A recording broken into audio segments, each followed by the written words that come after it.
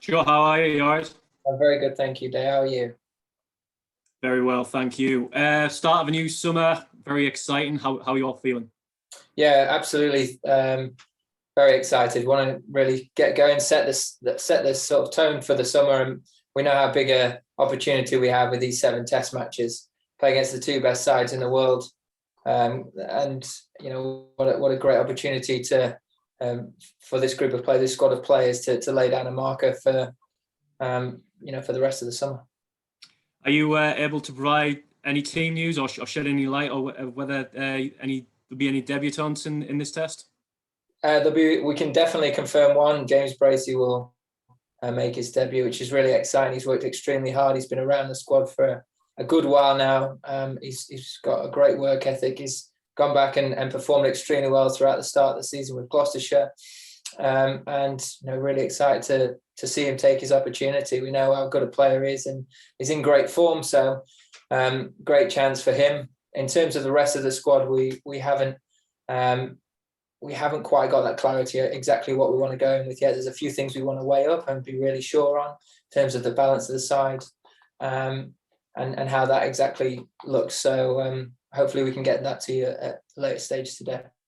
I won't dwell on it too much then, but do you know whether you're going to go with the extra batsman or the extra bowler yet, or not? Yeah, as I said, when you're missing a pivotal all-rounder, someone in the likes of Ben Stokes and the other all-rounders that have been around the squad for the last couple of years, it does change things slightly, and we're going to have to look at doing things slightly differently.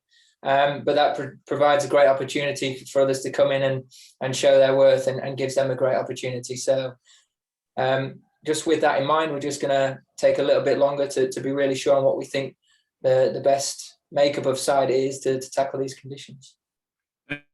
Just finally from me, obviously with Ben and Joss not there, I think it's been confirmed that Stuart Broad will be the vice captain. Can you just say a few words on that and how you reached that decision as well, I suppose? Yeah, Stuart, he's been a senior player within this group for obviously a long time now.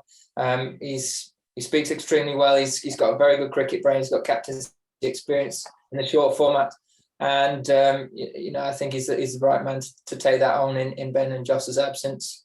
He's an integral part of as a senior player and a leader, very much a leader within that bowling group. So I'm really pleased for him, and it's a great opportunity for him to take that on. Lovely, thanks. Go well, Cheers. Thank you. Thanks, David. We'll go to John Norman, Talk Sport, for a couple, then Will Macpherson, Evening Standard. Go ahead, John. Thanks, Danny. Hi, Joe. Just to pick up on the Stuart Broad subject, if that's okay. This time last year, first test of the summer, Stuart found himself dropped.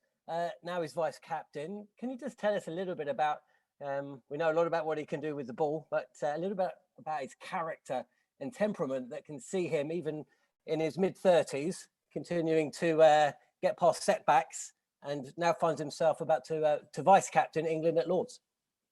Yeah, I think he's at real peace with his game at the minute. He's got a very good understanding of how he's going to operate. He obviously is very comfortable within and understands his role within the squad and within the team. Knows what's required of him, and sets a very good example to younger players within the group. As with a lot of players and most players in our sport, you have to be able to deal with setbacks and have to be able to come back and respond well to that. And it's part and parcel of the professional game, but he's done it exceptionally well. You don't play as many games as he has and have the record he does without having to go through some difficult moments in your career.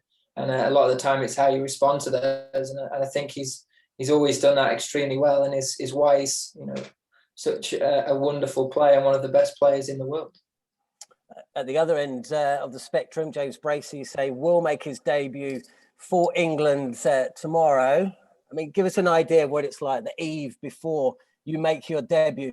A few butterflies, excitement, phone calls back to the family. You've been there. What's he going to be going through today and tonight?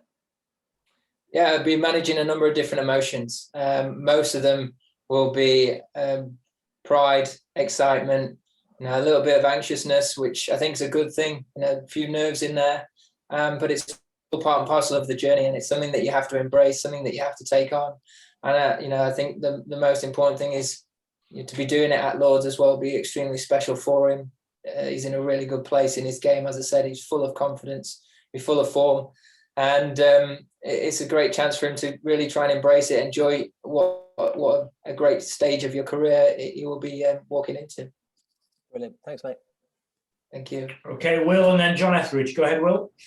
Hi, Joe. Could you give us a sense of what the state of play is with spin here this week? Do you think this is going to be a surface where you need a frontline spinner in Jack Leach? Obviously, he's the only kind of specialist in your squad. Have your own performances in India kind of changed the way, without Ben? Do you think they kind of changed the picture slightly, that you're able to offer more overs than you might have fancied previously? Yeah, I think, off the back of this winter, I may have gained a little bit more confidence in myself. But again, it's a decision that we'll be toying with, and something that we have to be really sure on going into tomorrow. And it's something that we want a little bit more time to be really clear on in terms of balancing the side, making sure we give ourselves the best chance of taking 20 wickets. So, that's something that we just want a little bit more time to be really, really sure on. We know that if Jack plays, he will present a brilliant option for us in terms of spin, and hopefully as the game would progress, he would become a really attacking option as well as just providing a holding role, which might be seen to be the case in early summer in England. So again, it just comes down to that clarity within myself and within Chris as well as coach of what we want to go into the game with. Is it quite a big challenge for you as captain not to have that kind of frontline all-rounder that you've had before, whether that's Ben or Moen or Chris or Sam Curran, whoever? You almost throughout your reign you've had a guy like that in the team, or two or three. So is that a big challenge for you this week? It'll be a different challenge. There's always something that you have to contend with as a captain. There's always something that throws us a spanner in the works, if you like. But as I mentioned, we've got a number of guys that are more than capable of scoring runs down the order. One of the big incentives for this group, and one thing that we want to really push moving forward is trying to improve those lower order runs. So those bowlers have that added responsibility of trying to make sure they capitalize on opportunities to score runs and take that responsibility into their game, as well as just taking wickets and doing the frontline job in bowling. That's something that if we're going to grow as a team and we're going to become more consistent, we want to add those lower order runs. It's something that I don't want to talk too much about Australia, but something that we've struggled with in the past, and it's something that we need to address now ahead of that challenge. We're playing against the best two sides in the world this summer. It's something that I'm sure that they'll be looking to exploit, and an area that we want to keep looking to improve. So with that in mind, those guys have that responsibility to try and upskill themselves throughout this summer, and when they get their opportunities, to take that on and try and make some big contributions down there. Cheers, Will. John, and then Julian. Joe, hi. You were struck on the hand while batting yesterday. Was there a moment when you thought Stuart might have to captain the side? No, I was actually, it caused a little bit of initial pain, but I felt pretty comfortable. I had full range of movement and stuff, and I knew that it was more a knock than anything else. So there wasn't too much panic in that regard.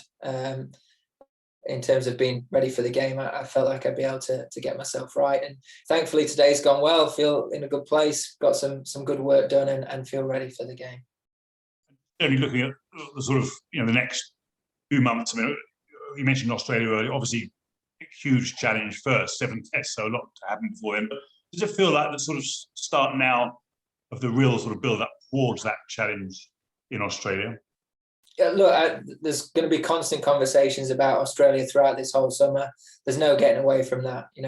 We've said that for a long time now. We've been planning towards that series. It's as an English fan, as an English player, it is such an iconic series, and it's one that holds so much weight. So it is of utmost importance, absolutely. How we're best going to perform and prepare ourselves for that is by performing well in these 7 test matches. Now, you talk about readying aside. Winning 7 test matches going to Australia is the best way of doing that, filling the side with confidence, implementing that game plan that we talk about quite frequently, being smart about taking 20 wickets, big first innings runs. They're all things that work very well in these conditions, but they also work well in Australia. And to be playing against the 2 best sides in the world currently, this summer is a great opportunity for this group of players. We know that we're good in these conditions, but can we do it against the best? Can we get ourselves in a really strong position through performances, readying ourselves for that tour? Thank you. Julian, go ahead. Yeah, just following on from that, Joe. I mean, often England get criticised for being obsessed by the Ashes. Does the fact that you're playing the two best sides in the world at home sort of make you sort of concentrate on the task at hand that much more? And isn't there an argument for saying that's the best way to prepare for a series in Australia is just to go well against these two sides?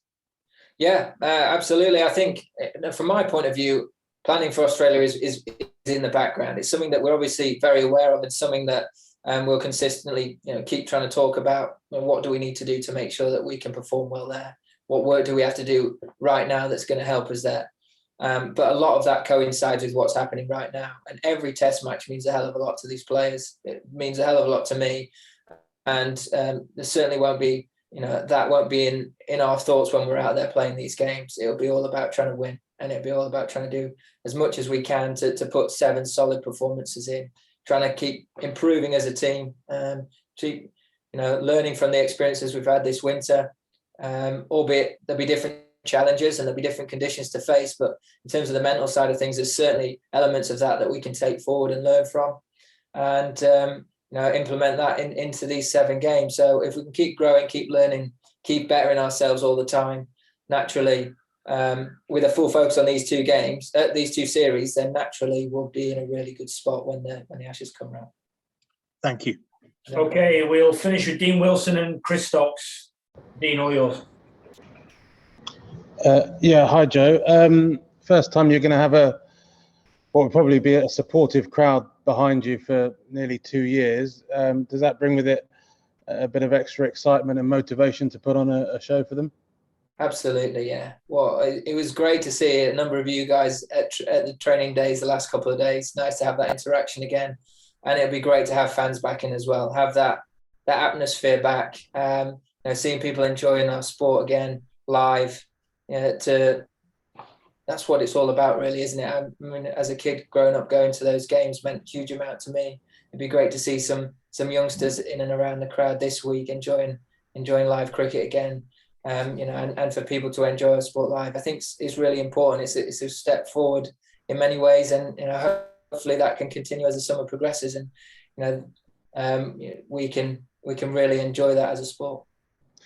I know you've named Stuart as vice captain. He's obviously got a lot of experience, but in terms of other sort of leadership roles in the side, is this a chance, do you think, for some of those younger guys who've played maybe in the teens or just less test matches to take a bit of a leadership role and kind of feel some of the things that the likes of Ben and Joss and so on might do?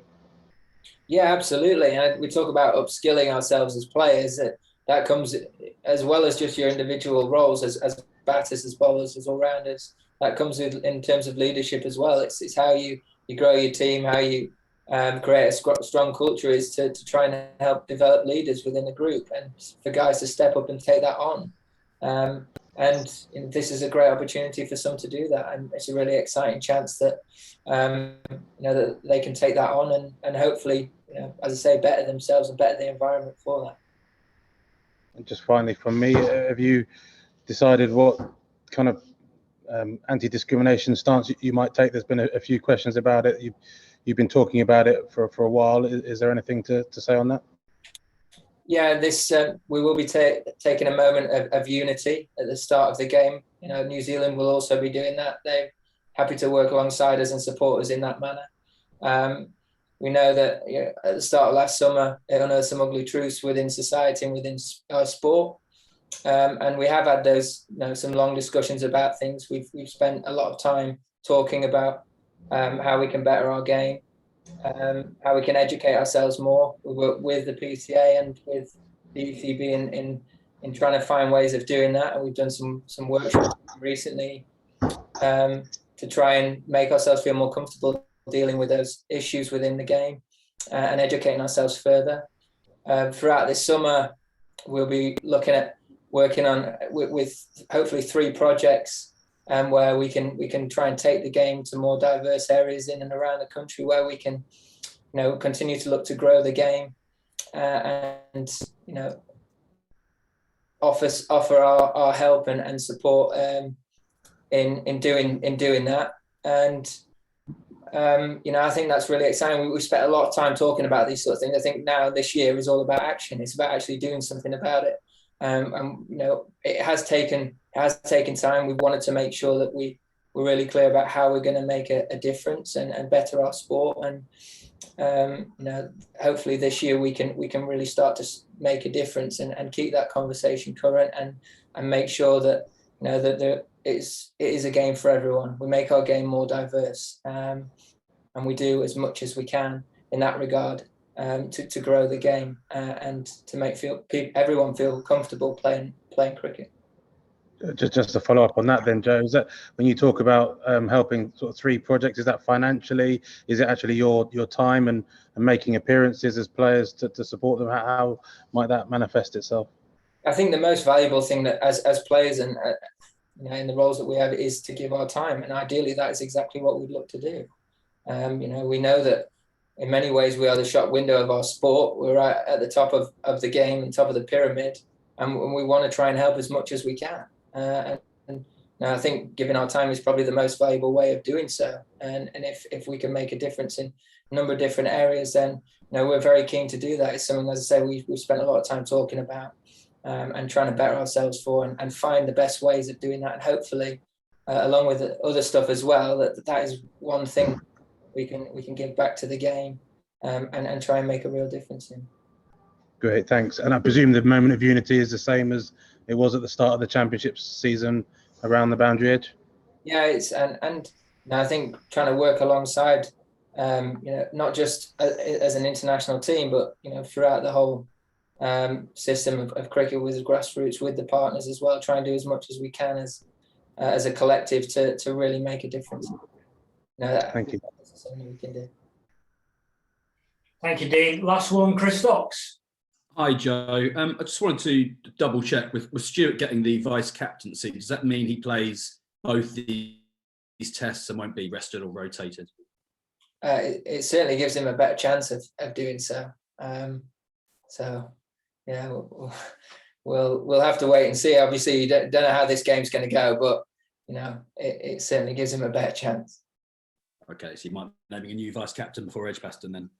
Well, ideally not. I'm talking like if there's any injuries or anything, then you just never know. But as I say, it's a great opportunity for him to take that on, and hopefully it means he can get running the team. All right. Cheers. Thanks. Cheers. Brilliant. Okay. Thanks, everyone. We'll catch you all tomorrow. Thank you. Cheers, guys.